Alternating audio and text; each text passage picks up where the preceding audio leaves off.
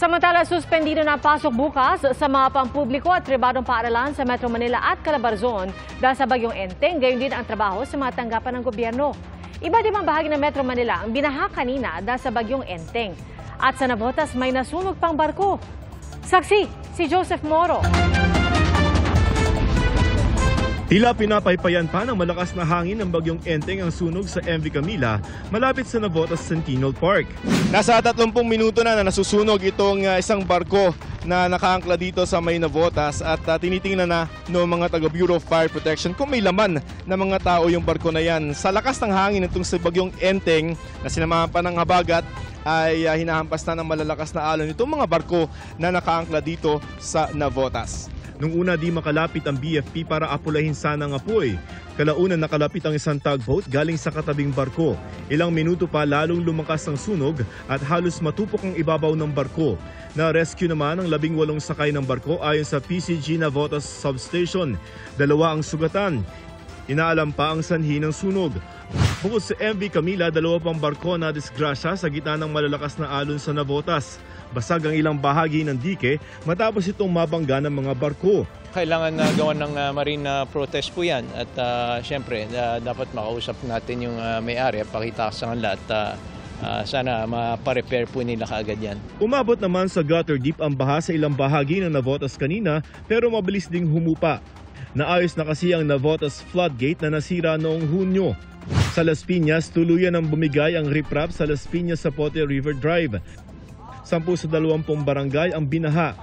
Bandang alas 3 ng madaling araw, abot tuhod ang baha sa Zapote Junction. Bahari ng ilang bahagi ng Parañaque. Sa Pasay, matinding hangin ang sinagupa ng mga papasok sa trabaho.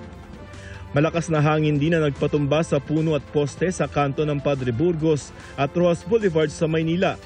Binahari ng ilang bahagi ng Baseco Compound.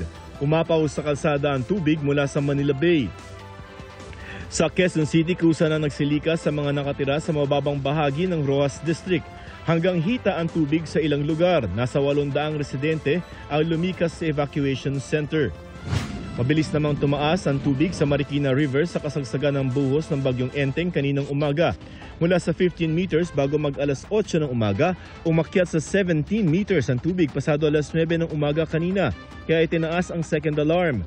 Sa bilis ng pagtaas ng tubig, hindi na nailipat ang sasakyang ito. Maraming nakatira malapit sa ilog ang nagtungo sa evacuation center. Pumunta na dito. Pag nag-third alarm kasi, maaabot na yung bahay namin. Pasado alauna ng hapon, bumaba na sa 16.5 meters ang tubig sa Marikina River pero 20 kalsada pa rin ang binaha. Kinakausap nga po natin ang MMDA at ang DPWH para ma-improve po yung water carrying capacity ng drainage system natin po. Iba na po yung new normal ngayon. Napakalakas po ng buhos ng ulan, hindi na po katulad dati. Umabot naman hanggang 19.6 meters ang San Mateo Marikina River kaninang 9:20 ng umaga. Kaya 10 sa 15 barangay sa San Mateo Rizal ang baha. Isa sa ikinatatakot ng mga residente ang leptospirosis. Natatakot naman po talaga magka-leptos. Kaya po ilan lang po talaga bababa para makapabili po ng mga pagkain po sa labas. Paalaala ng DOH hanggat kaya, iwasang lumusong sa baha. Kung di talaga maiwasan, hugasan ng katawan gamit ang tubig at sabon. May sugat man o wala, kumonsulta agad sa doktor o health center sa loob ng 1 hanggang 2 araw. Para sa GMA Integrated News, Joseph Morong, ang inyong saksi.